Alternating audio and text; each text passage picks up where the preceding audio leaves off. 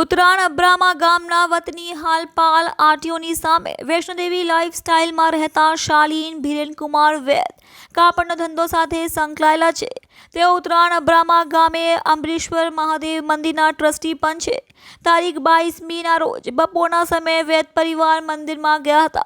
ત્યાં મંદિરના પૂજારીએ કાઢીને અન્ય વ્યક્તિને પૂજારી તરીકે રાખ્યો હતો, જેથી જાણ મંદિરના ટ્રસ્ટી શાલીનભાઈ ગામ લોકોએ કરી ન હતી। જે બાબતે શાલીનભાઈ પૂછતા ગામના બિપિન પટેલ, મેહુલ પટેલ, સંકેત પટેલ, ભરત પટેલ, રોહિત પટેલ અને તેમની સાથે આવેલા બીજા 7 અજાણ્યા ઉશ્કેરાઈ ગયા હતા। ત્યારબાદ શાલીનભાઈ સાથે માથાકૂટ કરી પરિવારના સભ્યોએ ગાળો આપી હાથ પગ ભાંગી નાખી જાનથી મારી નાખવાની ધમકી આપી હતી। ત્યારબાદ શાલીનભાઈને 2-3 તમાચા મારી મૂઢ મારી ઈજા થઈ હતી। ત્યાં મંદિરમાં પગ મૂક્યા હતો, જ્યાં જાનથી મારી નાખવાની ધમકી આપી હતી। આ બનાવ અંગે શાલીનભાઈએ ઉત્તરાયણ પોલીસ મથકમાં ફરિયાદ નોંધાવી હતી। પોલીસે રાયોટિંગનો ગુનો નોંધી તપાસ હાથ ધરી છે। મારું નામ જિજ્ઞાસા વૈદ્ય છે। હું મુકેશભાઈ મહારાજની છોકરી છું, જે પૂજારી તરીકે કામ કરે છે।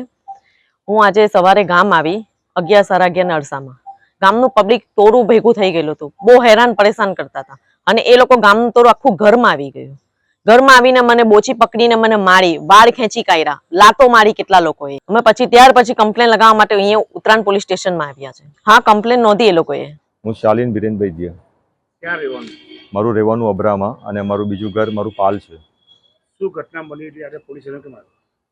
આજે 200 વર્ષથી પણ વધારે અમારું વંશ પરંપરાગત ટ્રસ્ટ જે છે અમૃતસર મહાદેવ ટ્રસ્ટ, તેના અમે ટ્રસ્ટી છે અને એનું મારા બાપ દાદાઓથી માંડીને મારા ફાધર અને મારી જૂની બધી પેઢીઓ આની સેવા પૂજા કરતા આવ્યા છે અને આ ટ્રસ્ટ એક વારસાઈ ટ્રસ્ટ છે કે જેમાં અમને અહીંયા સેવા પૂજા કરવાનો પૂરેપૂરો અધિકાર છે અને એને જાળવણી કરવાનો પૂરેપૂરો અધિકાર છે।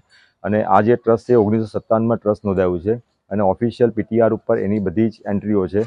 પણ જે અબ્રામા ગામના જે આગેવાનો છે તે લોકોએ અમારી સાથે બળજબરીથી કરીને અમને અહીંયાથી ભગાવવા માટે અને એક બ્રાહ્મણ પરિવાર જે આખા અબ્રામા ગામમાં એક એકલું જ છે, આજે મારી પાસે કોઈ એવો પાછળ બીજા લોકોનો સહકાર નથી, જેથી કરીને હું એકલો પડી ગયો અને મને આવી રીતે એ લોકોએ ધક્કામુક્કી કરીને અને મારામારી કરીને અને અમારા આખા પરિવારને દબડાવીને આજે ત્યાંથી અમને કાઢવાનું જે સવારે જે સ્ટન્ટ કર્યું તેના માટે અમારે ઉત્તરાયણ પોલીસ સ્ટેશન આવવું પડ્યું અને એમની મદદ માંગવી પડી।